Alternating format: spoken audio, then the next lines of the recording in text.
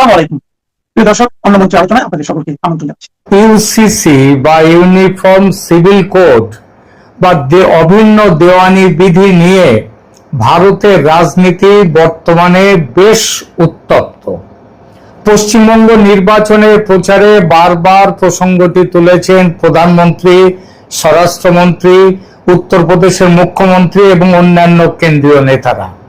UCC বা uniform civil code চালু করা এবার বিজেপির পরবর্তী টার্গেট। উত্তরাখণ্ড রাজ্যে ইতিমধ্যে ইউসিসি আইন লাগু হয়ে গেছে। সারা ভারতে ইউসিসি চালু করার জন্য ল কমিশন যুদ্ধকালীন তৎপরতা নিয়ে কাজ করছে।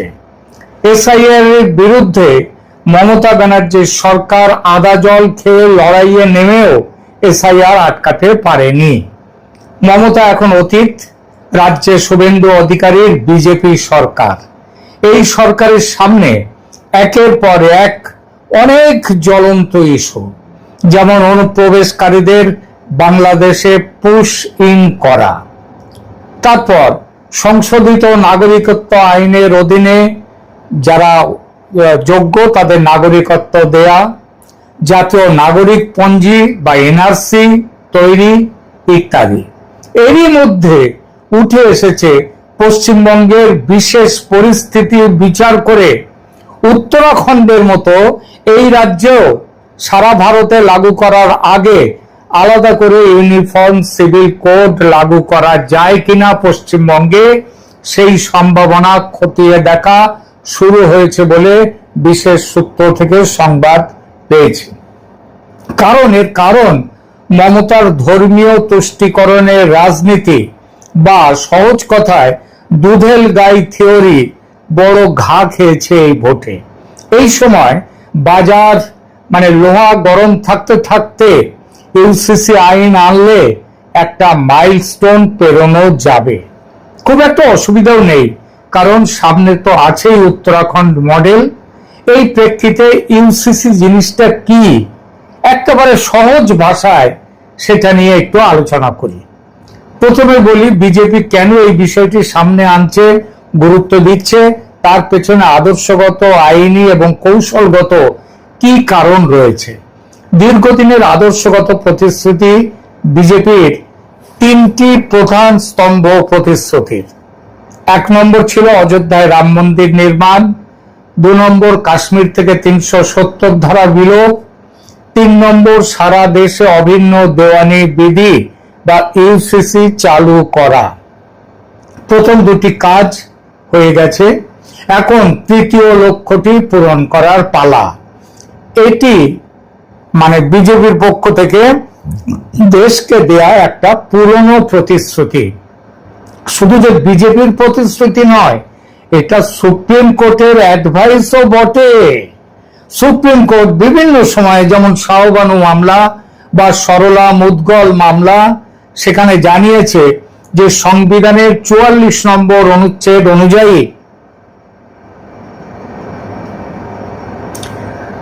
44 নম্বর অনুচ্ছেদ অনুযায়ী রাষ্ট্রের উচিত একটি অভিন্ন দেওয়ানি বিধি প্রণয়ন করা, যেটি দেশের সবার ক্ষেত্রে প্রযোজ্য, সব ধর্মের, সব সম্প্রদায়ের, সব বর্ণের, সব রাজ্যের মানুষের ক্ষেত্রে প্রযোজ্য।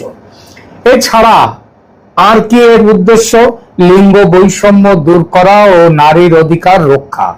বর্তমানে বিভিন্ন ধর্মের, এখানে আরো পরিষ্কার করে বলি, অনেকেই মনে করেন ইউসিসি বোধহয় মুসলমানদের উদ্দেশ্য করে করা হচ্ছে, তা নয়। এটা শুধু ইসলাম নয়, হিন্দু সহ অন্যান্য ধর্মেও তাদেরও নিজস্ব আইন আছে, পার্সোনাল ল আছে। আর সেই ল থাকায় বিবাহ বিচ্ছেদ বা উত্তরাধিকারের ক্ষেত্রে নারীরা সমান অধিকার পান না। ইউসিসি চালু হলে ধর্ম নির্বিশেষে দেশের সমস্ত নারী সমান আইনি সুরক্ষা পাবেন। তাই মূলত লিঙ্গ নিরপেক্ষ ন্যায় বিচারের স্বার্থে এই দাবি। এবার আসি পশ্চিমবঙ্গের বিশেষ প্রেক্ষাপট। সেই বিষয়ে পশ্চিমবঙ্গে নির্বাচনের পর বা তার আগে বিজেপি বারবার ইউসিসির প্রসঙ্গ টেনে যে আনছে, তার নির্দিষ্ট রাজনৈতিক লক্ষ্য রয়েছে। প্রথমত জাতীয় সংহতির বার্তা, বিজেপি এক দেশ এক আইন এই জাতীয়তাবাদী ধারণাকে পশ্চিমবঙ্গে এবং সারা দেশে তুলে ধরতে চায়। আলাদা আলাদা ধর্মীয় আইন জাতীয় সংহতির পথে বাধা, এটা বিজেপির বিশ্বাস। দেশের মানুষকে সেই বিশ্বাসের অংশীদার করতে চায়। পশ্চিমবঙ্গে তৃণমূল কংগ্রেসের তোষণ রাজনীতির পাল্টা হিসেবে নির্বাচনের আগে বিজেপি ইউসিসিকে ব্যবহার করেছে তুষ্টিকরণের রাজনীতির বিরুদ্ধে। বিজেপির বক্তব্য আইন সবার জন্য সমান হওয়া উচিত, কোনো বিশেষ সম্প্রদায়ের জন্য আলাদা নয়। পশ্চিমবঙ্গে হয়তো সেটা মুসলিমদের ক্ষেত্রে তারা মনে করছে তাদের জন্য করা, কিন্তু ভারতের অন্যান্য অনেক রাজ্যে হিন্দুদের নানা রকম আইন রয়েছে, উত্তরাধিকার আইন তো বিশেষ করে। উত্তরাখণ্ডে ইতিমধ্যে ইউসিসি বিল পাশ হয়েছে। বাংলায় পশ্চিমবঙ্গ বা অন্যান্য রাজ্যেও এই মডেলের কথা বলে বিজেপি বোঝাতে চায় যে তারা তাদের ইস্তেহার বাস্তবায়নে দৃঢ় প্রতিজ্ঞ। এবং বর্তমানে ল কমিশন এই বিষয়ে বিভিন্ন ধর্মীয় সংগঠন এবং সাধারণ মানুষের সাথে আলাপ আলোচনা করে তারা বিষয়টিকে দেখছে যাতে একটা সারা দেশে ইউসিসি নিয়ে আসা যায়। এই হচ্ছে ইউসিসির প্রেক্ষাপট। এবার খুব সহজ ভাষায় বলি, ইউসিসির পক্ষে ও বিপক্ষে যারা বলছেন তাদের বক্তব্যের কতটা গ্রহণযোগ্যতা। ইউসিসি মানে কি?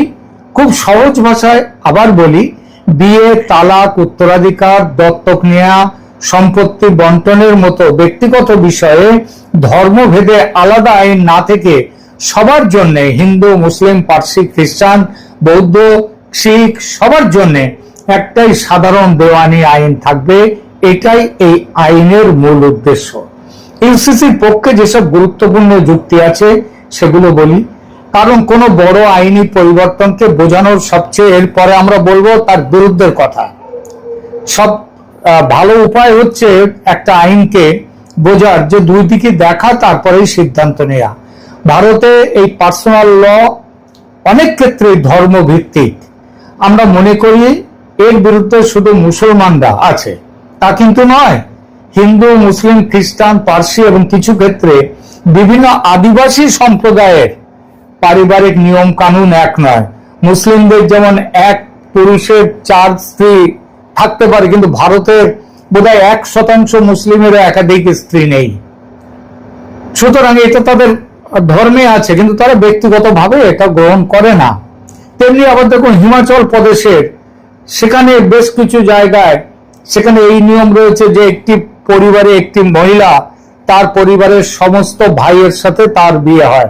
এইসব আইনগুলো তৈরি হয়েছে নানা রকম ভৌগোলিক, অর্থনৈতিক ইত্যাদি পরিস্থিতির চাপে। তো এরকম নানা, আবার কিছু ক্ষেত্রে বিভিন্ন আদিবাসী সম্প্রদায় তাদেরও পারিবারিক নিয়ম কানুন রয়েছে, একাধিক স্ত্রীর কথা আছে। অর্থাৎ একই দেশে একই নাগরিক হয়েও শুধু ধর্ম বা সম্প্রদায়ের পরিচয়ের কারণে ব্যক্তিগত আইনের ক্ষেত্রে আলাদা আলাদা নিয়ম প্রযোজ্য হয় এ দেশে। কম বেশি সব ধর্মীয় সম্প্রদায়ের মধ্যে কিছু নিজস্ব কানুন আছে। আমি বললাম একটু আগে যে মুসলিমদের মধ্যে 1% মুসলিমও তাদের একাধিক স্ত্রী একসাথে থাকে না, এটা দেখা গেছে।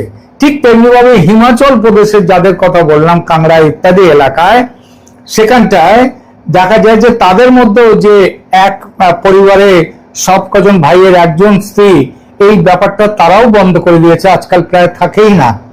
সুতরাং এইসব নিয়মগুলো অনেকটাই উঠে গেছে, তবু বিভিন্ন ধর্মীয় প্রতিষ্ঠান তারা এগুলো চালিয়ে যাচ্ছে, তারা এর সপক্ষে বলে যাচ্ছে। ফলে ইউসিসির বিরুদ্ধে এইসব ধর্ম সম্প্রদায়ের কারো কারো পক্ষ থেকে বিরোধ করা হয়েছে, এমনকি আদালতেও মামলা হয়েছে। ভারতের সংবিধানের আর্টিকেল 44-এ রাষ্ট্রের জন্য একটি নির্দেশমূলক নীতি রাখা হয়েছে, যেখানে বলা হয়েছে যে রাষ্ট্র নাগরিকদের জন্য একটি ইউনিফর্ম সিভিল কোড চালুর চেষ্টা করবে।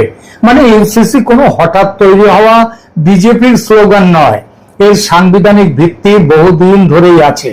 এখন প্রশ্ন হলো ইউসিসির পক্ষে এত জোরালো দাবি কেন ওঠে? প্রথম কারণ ওই যে বললাম, সমতা।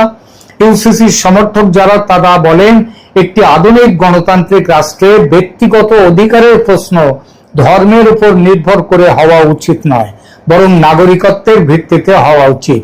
অর্থাৎ আইন যদি সত্যি সবার জন্য সমান হয়, তাহলে বিয়ে, তালাক বা উত্তরাধিকারের মতো গুরুত্বপূর্ণ বিষয়ে একজন নাগরিকের অধিকার তার ধর্ম দিয়ে নির্ধারিত হওয়া যুক্তিযুক্ত নয়, গ্রহণযোগ্য নয়।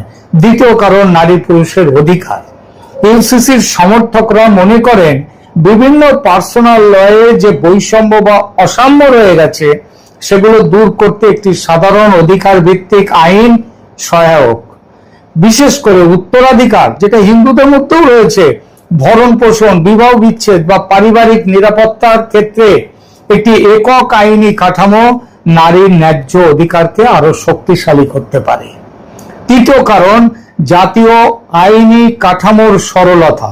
যখন একই ধরনের পারিবারিক বিষয়ে বহু ধরনের আইন কাজ করে, তখন ওই ফ্যামিলি কোর্ট বা তাদের ধর্মীয় আদালত এইসবগুলো আসে, তখন বিভ্রান্তি হয়, ব্যাখ্যার জটিলতা হয় এবং আইনি অসমতা তৈরি হয়। সেটা যাতে না হয়, একটা জাতীয় আইনি কাঠামো তৈরি হয়, তার জন্যই এটা। একটু অভিন্ন দেওয়ানি আইন এইসব জটিলতা কমিয়ে আইনের প্রয়োগকে আরো সহজ ও স্বচ্ছ করবে। এবার আসি ইউসিসির বিরুদ্ধে তোলা সবচেয়ে গুরুত্বপূর্ণ আপত্তিগুলোতে। প্রথম আপত্তি হলো ধর্মীয় স্বাধীনতা। বিরোধীরা বলেন পার্সোনাল ল শুধু আইনি বিষয় নয়, অনেক ক্ষেত্রেই তা ধর্মীয় চর্চা, সামাজিক রীতি এবং সম্প্রদায়ের আইডেন্টিটি বা পরিচয়ের সঙ্গে জড়িয়ে আছে। তাদের যুক্তি, ভারতের সংবিধানের আর্টিকেল 25 ধর্ম পালন করার অধিকার দেয়, আর আর্টিকেল 29 স্বতন্ত্র সংস্কৃতি রক্ষা করার অধিকার দেয়। তাই একক আইন চাপিয়ে দিলে সংখ্যালঘু সম্প্রদায়ের নিজস্ব রীতি ক্ষতিগ্রস্ত হতে পারে। এই আপত্তির ভাষা যত না সাধারণ মুসলমানদের, তার চেয়ে বহুগুণ বেশি করে তাদের ধর্মীয় সংগঠনগুলো, কারণ তারা একটা বিরোধকে জিয়ে রেখে দিতে চায় এবং জাতীয় সংহতির বিরুদ্ধে কাজ করতে চায়। দ্বিতীয় আপত্তি আসে সাংস্কৃতিক বৈচিত্র্যের প্রশ্নে। এই বিরোধ আসে মূলত তথাকথিত সেকুলার বুদ্ধিজীবীদের পক্ষ থেকে। তারা বলেন ভারত এমন একটি দেশ যেখানে একাধিক ধর্ম, ভাষা, জাতিগত গোষ্ঠী ও প্রথা একসঙ্গে সহাবস্থান করে। এই বাস্তবতায় ওয়ান ল ফর অল শোনাতে আকর্ষণীয় হলেও বাস্তবে তা নাকি সামাজিক বাস্তবতা, বহুস্তরীয় যে সামাজিক বাস্তবতা, সেটাকে অতিরিক্ত সরল করে ফেলবে। তৃতীয় আপত্তি আদিবাসী সমাজকে ঘিরে। বহু ট্রাইবাল কমিউনিটির নিজস্ব কাস্টমারি ল আছে, বিশেষ করে জমি, পরিবার, বিবাহ ও উত্তরাধিকারের বিষয়ে। তাদের আশঙ্কা, ইউসিসি যদি তৈরি হয় তাহলে এসব ঐতিহ্যগত অধিকার ও সামাজিক কাঠামো দুর্বল হয়ে যাবে। চতুর্থ আপত্তি প্রবল রাজনৈতিক। ইউসিসি নামের আইনটি যদি সত্যিকারের নিরপেক্ষ নাও হতে পারে, এটা হচ্ছে তাদের বক্তব্য। তারা বলবে হিন্দুর আইন মুসলমানের উপরে চাপিয়ে দেওয়া হচ্ছে, এইগুলো বলবে। সেই জন্য তারা এর বিরুদ্ধে আপত্তি তোলে। এইসব আপত্তিকে হালকা করে দেখার সুযোগ নেই, কারণ আইন শুধু কাগজে লেখা নিয়ম নয়, মানুষের আস্থা ছাড়া কোনো আইন বৈধতা পায় না। আবার এটাও ঠিক, মানুষের আস্থা তার মর্যাদা দেওয়ার আড়ালে অন্যায় আবদার মেনে নেওয়া যায় না। তাহলে আসল প্রশ্ন, এত আপত্তি থাকার পরও ইউসিসির পক্ষে দাঁড়ানো উচিত কেন? কেন সুপ্রিম কোর্ট সেই রাজীব গান্ধীর আমলের শাহবানু মামলা থেকে বলে আসছে এই আইনের কথা? কারণ রাষ্ট্রের কাছে একজন মানুষের প্রথম পরিচয় হওয়া উচিত নাগরিক হিসেবে। আগে সে ভারতীয়, সে হিন্দু না মুসলিম না খ্রিস্টান না পার্সি না বৌদ্ধ না শিখ, সেটা পরের ব্যাপার। একটি ধর্মীয় গোষ্ঠীর সদস্য হিসেবে তার পরিচয় নয়। যখন বিয়ে, তালাক, উত্তরাধিকার বা দত্তকের মতো বিষয় মানুষের মৌলিক জীবনকে প্রভাবিত করে, তখন সেখানে ন্যায্যতা, সমতা এবং সাংবিধানিক অধিকারী হওয়া উচিত চূড়ান্ত মাপকাঠি। আমাদের সংবিধানের আর্টিকেল 44 ইউনিফর্ম সিভিল কোডের ধারণা রাখা হয়েছিল এই কারণে, একটি আধুনিক নাগরিক কাঠামো গড়ে তোলার জন্য। ইউসিসির সমর্থন মানে এই নয় যে ভারতের বৈচিত্র্য মুছে ফেলো। বরং এর মানে এটাই যে ধর্মীয় পরিচয় থাকবে, সাংস্কৃতিক বৈচিত্র্য থাকবে, কিন্তু নাগরিক অধিকারের প্রশ্নে কোনো বৈষম্য থাকবে না। অর্থাৎ উৎসব এক হতে হবে না, প্রার্থনার ভাষা এক হতে হবে না, রীতি এক হতে হবে না, কিন্তু আইনের চোখে মর্যাদা ও অধিকার এক হওয়া উচিত। আর এখানে ইউসিসির পক্ষে সবচেয়ে বড় নৈতিক যুক্তি। ইউরোপ, আমেরিকা সহ পশ্চিমের বহু সভ্য দেশে মুসলিমরা আছেন এখন, তারা সেসব দেশের নাগরিক, কিন্তু তারা একটাই ব্যক্তিগত আইনের অন্তর্ভুক্ত, তাদের নিজস্ব কোনো ব্যক্তিগত আইন নেই, তারা সবই একই দেওয়ানি আইনের অন্তর্ভুক্ত। ব্যক্তিগত আইন বলে আলাদা কিছু নেই সেসব দেশের মুসলিম নাগরিকদের জন্য। একাধিক পত্নী রাখা ইউরোপ, আমেরিকায় কঠোরভাবে নিষিদ্ধ। বিবাহ বিচ্ছেদ, সম্পত্তির উত্তরাধিকার একটাই সাধারণ আইন। সেখানকার মুসলিমরা সেই আইন মেনেই আছেন এবং ভবিষ্যতেও থাকবেন। আর ভারতের যে তথাকথিত সেকুলার বুদ্ধিজীবী, রাজনৈতিক ও ধর্মীয় নেতারা ইউসিসির বিরোধিতা করেন, তারা কিন্তু পাশ্চাত্যের কমন সিভিল কোডের বিরুদ্ধে কথা ভুলেও বলেন না। কিন্তু ভারতে তাদের বিপরীত অবস্থান। এর পেছনে আছে যত না ধর্মীয় ঐতিহ্য রক্ষা করা, তার বহুগুণ বেশি আছে ভূ রাজনীতি।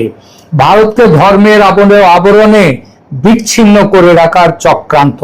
তারা চান যেন জাতীয় ঐক্য গড়ে না ওঠে, ভারত দুর্বল থাকুক, এটাই চান তারা। আর বিজেপি ভারতকে সবল করতে চাইছে, সুতরাং বিজেপির এই ইউসিসির বিরোধিতা, 370 ধারার বিরোধিতা, এইগুলো তারা করে এসছেন। তাই শেষ কথা হলো, ইউসিসির বিরোধীদের সব কথা আপাতভাবে ভুল নাও মনে হতে পারে, তাদের কিছু উদ্বেগ ঐতিহ্য রীতিনীতির দিক দিয়ে অংশত বাস্তব হতেই পারে, কিন্তু সেই উদ্বেগের কারণে সমতার প্রশ্ন থেকে পিছিয়ে যাওয়াটা কোনো সমাধান নয়, হতে পারে না। ভারতের মতো গণতন্ত্রে লক্ষ্য হওয়া উচিত বৈচিত্র্যকে সম্মান করা, কিন্তু নাগরিক অধিকারে বৈষম্য না রেখে একটি ন্যায়সঙ্গত অভিন্ন দেওয়ানি আইন গড়ে তোলা। সোজা কথায় ইউসিসি হওয়া উচিত এক জাতি, এক নাগরিক মর্যাদা এবং সমান অধিকারের প্রকল্প। ধন্যবাদ।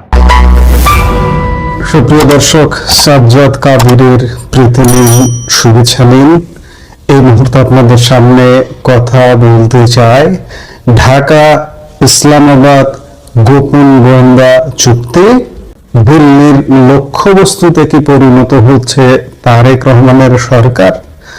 আমি কয়েকদিন ধরেই বলছি যে তারেক রহমান সরকার দিল্লিকে এক প্রকার বৃদ্ধাঙ্গুলি প্রদর্শন করা শুরু করেছে। আপনারা খেয়াল করলে দেখবেন যে নির্বাচনের আগে পরে পূর্বাপর পাকিস্তানি তৎপরতা বাংলাদেশে বেশ খানিকটা কম ছিল। ইউনূসের আমলে যে তৎপরতা, তাতে মনে হচ্ছিল যে পাকিস্তান মনে হয় বিদায় নিয়েছে, কিন্তু না। কয়েক মাস বিরতি দিয়ে এই মুহূর্তে পাকিস্তানের স্বরাষ্ট্রমন্ত্রী মাসিম মারভি বাংলাদেশ সফর করছেন। গতকাল ভোরে তিনি বাংলাদেশে এসেছেন, গতকালকে চুক্তি করেছেন স্বরাষ্ট্রমন্ত্রীর সঙ্গে। আজকে রাতে তিনি ঢাকা ত্যাগ করবেন, আজকে রাতের ফ্লাইটে। পাকিস্তানি তৎপরতা কিন্তু ব্যাপক, যার কারণে এই বিট্রে করবার কারণে তারেক রহমান সরকার কিন্তু ক্রমেই দিল্লির লক্ষ্যবস্তুতে পরিণত হতে যাচ্ছে। এটা অনেকটাই সুস্পষ্ট হয়ে উঠছে সবকিছু মিলিয়ে, যার দরুন দক্ষিণ এশিয়ার ভূ রাজনীতিতে বড় ধরনের পরিবর্তনের আভাস পাওয়া যাচ্ছে। ঢাকা ইসলামাবাদের মধ্যে সম্পাদিত একটি চুক্তি নিয়ে এখন রীতিমতো তোলপাড় শুরু হয়েছে। অনেকে বলছেন এই চুক্তি ভারতের কপালে চিন্তার ভাঁজ ফেলে দিতে পারে। তারেক রহমানের নেতৃত্বাধীন সরকার কি তবে দিল্লির ক্রস হেয়ার বা লক্ষ্যবস্তুতে পরিণত হতে যাচ্ছে? কেন একটি মাদক বিরোধী চুক্তিকে ঘিরে গোয়েন্দা তৎপরতার গন্ধ পাচ্ছেন বিশেষজ্ঞরা? এ বিষয়ে বাংলাদেশি সিনিয়র সাংবাদিক এনায়েত কবির উত্তর পূর্ব ভারতের গণমাধ্যম নর্থ ইস্ট নিউজে একটি স্টোরি করেছেন। সেই স্টোরির আলোকেই আমরা বিস্তারিত বিশ্লেষণ করতে চাই। গতকাল 8 মে ঢাকার ইন্টারকন্টিনেন্টাল হোটেলে এক বিশেষ অনুষ্ঠানে বাংলাদেশের স্বরাষ্ট্রমন্ত্রী সালাউদ্দিন আহমেদ এবং পাকিস্তানের স্বরাষ্ট্রমন্ত্রী সৈয়দ মহসিন রাজা নাকভি একটি পারস্পরিক গোয়েন্দা সহযোগিতা চুক্তিতে স্বাক্ষর করেন। আপাতদৃষ্টিতে এটি মাদক নিয়ন্ত্রণ বা counter narcotics memorandum of understanding মনে হলেও এর ভেতরে লুকিয়ে আছে গভীর কিছু নিরাপত্তা সংশ্লিষ্ট বিষয়। বিশেষজ্ঞরা বলছেন, এই চুক্তির মাধ্যমে বাংলাদেশে পাকিস্তানি গোয়েন্দা কর্মকর্তাদের উপস্থিতির একটি আইনি ভিত্তি তৈরি হতে পারে। দুই দেশের তিক্ত ও অমীমাংসিত ইতিহাসের প্রেক্ষাপটে এটি বাংলাদেশের জাতীয় নিরাপত্তার জন্য কতটা ঝুঁকিপূর্ণ তা নিয়ে এখন নানা প্রশ্ন উঠছে।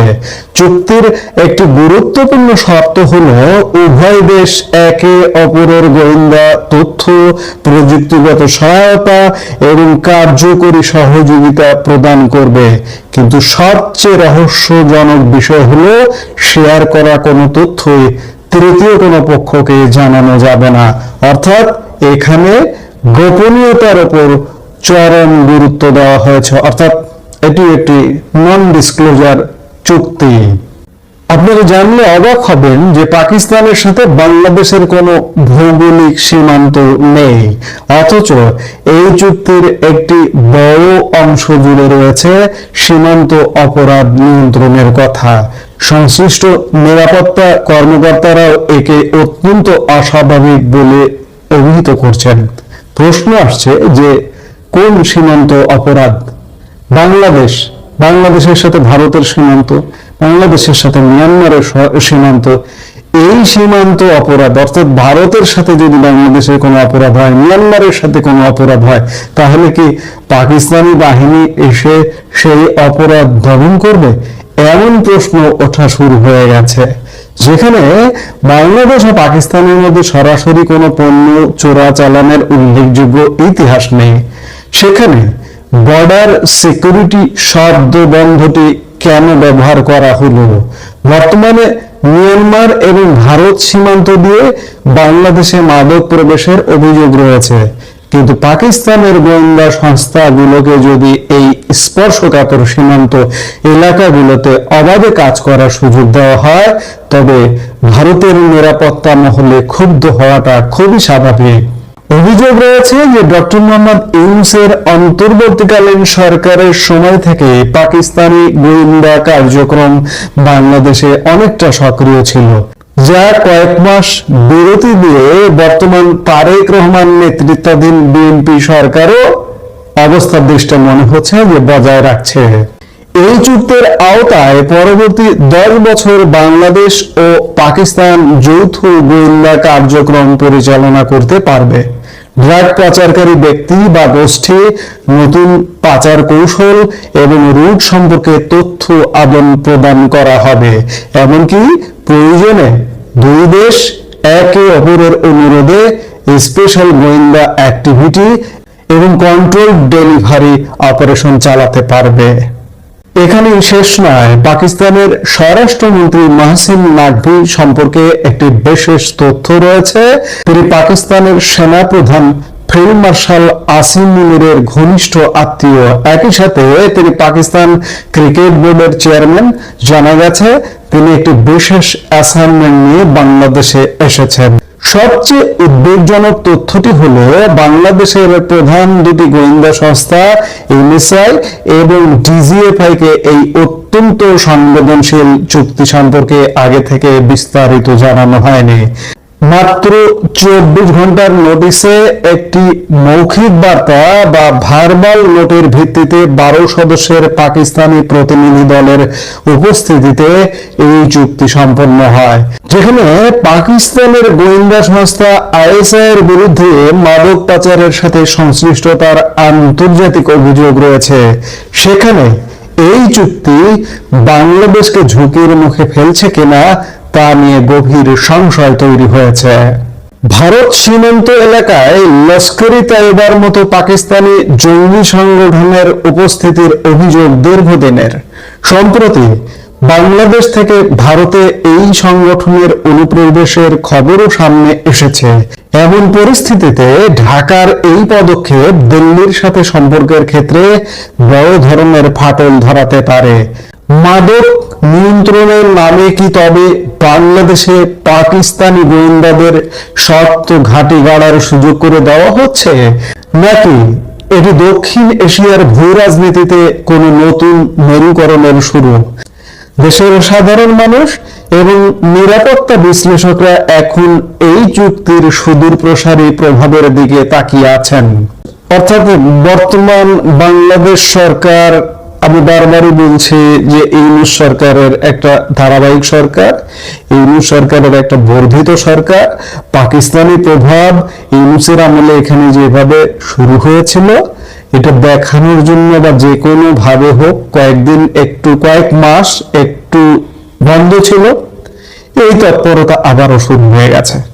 এই তৎপরতা যদি শুরু হয় এবং স্বাভাবিকভাবে এই বর্তমান সরকার, আমি গতকালকের একটা ভিডিওতে বলেছিলাম যে ইউনূসের সাথে কত খারাপ হয়েছিল ভারতের সম্পর্ক, তারেকের সাথে আরো বেশি সম্পর্ক খারাপ হবে, সেদিকেই যাচ্ছে।